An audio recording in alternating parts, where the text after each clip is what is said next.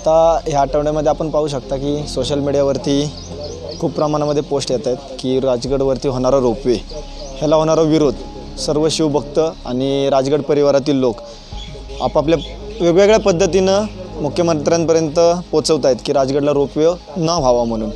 तर ही खरंच मनापासून प्रत्येक शिवभक्ताची एक गिर्यारोग म्हणून मी स्वतः तुषार असेल, माझा सर्व परिवार असेल, माझ्या सर्व मित्रांची मी विचारलं, सगळ्यांशी बोललो तर सगळ्यांची अशी मनापासून भूमिका आहे की राजगडवरती रोपवे न व्हावा। तर त्याचे कारणं भरपूर आहेत की राजगडवरती रोपवे का न व्हावा। आपल्या राजांचा गडकिल्ला हा कसा आहे तो लोकांपर्यंत त्या पद्धतीने जो महाराजांनी बांधलेला आहे तशा पद्धतीने राहावा, तो लोकांपर्यंत पोचावा ही आमची भूमिका आहे। रोपवे आल्यानंतर मान्य आहे बदल होणार आहे, विकास होणार आहे, लोकांना रोजगार मिळणार आहे, बऱ्याच गोष्टी आहेत की तुम्ही त्याचे फायदेही सांगताय मान्य आहेत, पण त्याच्यानंतर तुम्ही हाही विचार करा की राजगड रोपवे झाल्यानंतर त्याचा आपल्या गडाला धोका किती आहे, त्याचे नुकसान किती आहेत। आज तुम्ही प्रत्येक सह्याद्री भटक्याला विचारा की राजगड तुम्ही त्याच्या पद्धतीने जर चालत गेला तर तो किती सुंदर आहे आणि ते सुंदरता राजगडची भव्यता आपल्याला जर टिकून ठेवायची असेल, तो राजगड आपल्या पुढच्या भावी पिढीला जर आहे असं दाखवायचं असेल तर तुम्हाला ह्या रोपवेला विरोध करावा लागेल।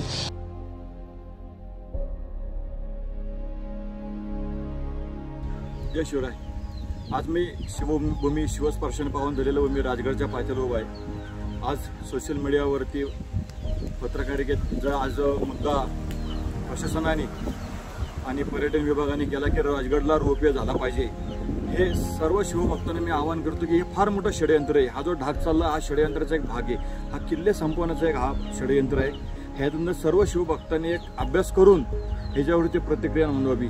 आपली ही संपत्ती आहे, आपली ही दौलत आहे, ही महाराष्ट्राची दौलत आहे, ही आज रोपवेने पर्यटनाकडे द्यायची का आपण ती सांभाळायची, आपण आपलं ह्याच्यामध्ये वास्तव्य टिकवायचं, हा सर्व शिवभक्तांनी विचार केला पाहिजे। आज छत्रपती शिवरायांच्या 25 वर्षाचा कालखंड असलेला राजगडला रोपवेची खरंच गरज आहे का?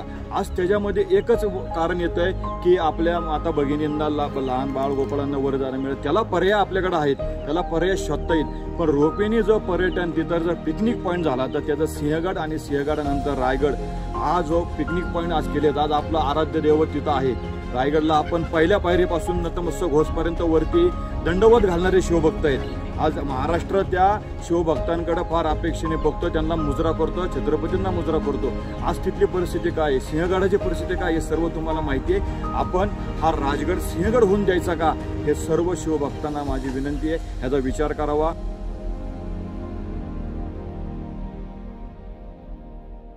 राजगड हा त्याच्या दुर्गमतेबद्दल ओळखला जातो। राजगडाची पुरातत्व खात्याने म्हणावी तशी डागडुजी केलेली नाही। रोपवेच्या माध्यमातून होणारी गर्दी राजगडाच्या अवशेषांना पेलवणारी नाही, तेवढी जागा राजगडावर निवाऱ्यासाठीही नाही आहे। त्यामुळे रोपवेचा विचार करण्यापेक्षा शासनाने किंवा पुरातत्व खात्याने राजगडाच्या सर्वांगीण विकासाला प्राधान्य द्यावं।